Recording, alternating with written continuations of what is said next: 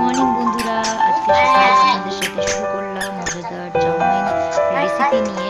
সবার আগে আমি একটু আশেপাশেটা দেখিয়ে নিই। সকালের শুরুটা আমি আমার বাগান দিয়েই শুরু করি। আমার ছোট্ট মামা হাঁটি হাঁটি করছে। তাহলে চলুন আজকে শুরু করা যাক চাউমিন রেসিপি। চলুন, ইনগ্রিডিয়েন্টসগুলো সব দেখে নিন। এখানে কেটে রাখা রয়েছে রসুন, বারিক করে রাখা লঙ্কা, সমস্ত কিছু।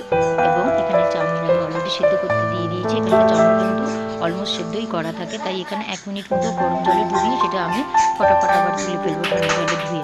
চাউমিন এখানে সেদ্ধ করতে দিয়েছি, উপরে একটুখানি নুন দিয়ে দিলাম। চাউমিন অলরেডি ফুটতে শুরু করেছে, এবার আমি এটাকে ঝটপট করে নামিয়ে ফেলবো। নামিয়ে ফেলেছি, গরম জল দিয়ে ধুয়ে এটাকে আমি সেঁকে রেখে দিয়েছি। কড়াই অলরেডি গরম হতে শুরু করেছে, এবার আমি এখানে দিয়ে দেবো ঝটপট সাদা তেল। তেলটাকে কিন্তু আমি হাই ফ্লেমে গরম করব, এবং হাই ফ্লেমে গরম করার পরেই আমি সবজিগুলোকে সমস্ত কিছু দিয়ে দেবো। প্রথমে রসুন দিয়ে দেবো। এই দেখুন আমার ছোট্ট মামা কি করছে। প্রথমে রসুন দিয়ে দেবো, তারপরে বাকি সমস্ত সবজিগুলোকে আমি এটার সাথে একসাথে দিয়ে হাই ফ্লেমে ভাজবো। রসুন দিয়ে দিলাম। এবার আমার যে বাকি সমস্ত কেটে রাখা সবজি আছে,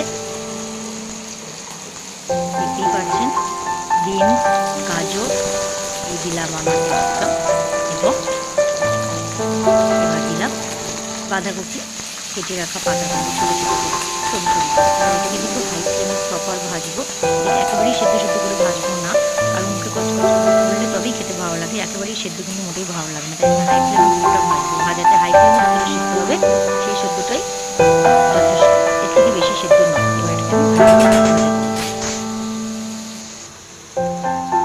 এখানে আমি উপরে স্যালাডের মতো শসা এবং পেঁয়াজ কেটে রেখেছি। এটা এখন ভাজা হয়ে এসছে।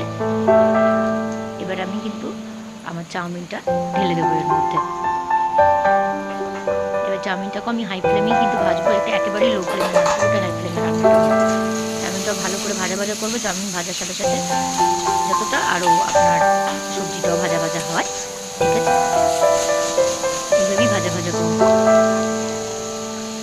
অল্প সামান্য একটু নুন দিয়ে দেবো, এবং ভিনিগারের সাথে আমি দিয়ে দিলাম। ভিনিগার দিয়ে খেতে ভালো লাগে। ভিনিগার দিয়ে চাউমিনটাকে হাই ফ্লেমে ভাজবো, যতক্ষণ চাউমিনটা একটু ভাজা ভাজা না হয়ে গেলে ততক্ষণ অবধি।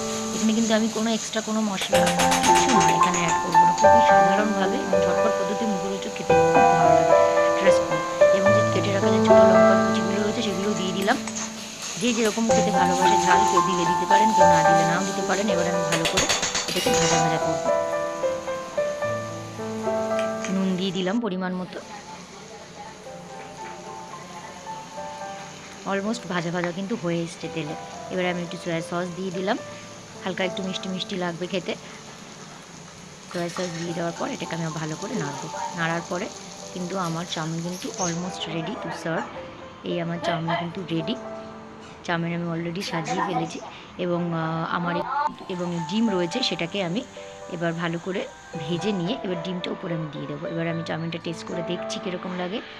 খেতে কিন্তু দারুণ হয়েছে, ট্রাস্ট মি। আমার চ্যানেলটা ভালো লাগলে অবশ্যই একটুখানি আমার পেজটা সাবস্ক্রাইব, লাইক এবং শেয়ার করে দেবেন। আপনারা সবাই ভালো থাকবেন, সুস্থ থাকবেন। দেখা হবে আপনাদের সাথে আবার নেক্সট ভ্লগে। টাটা।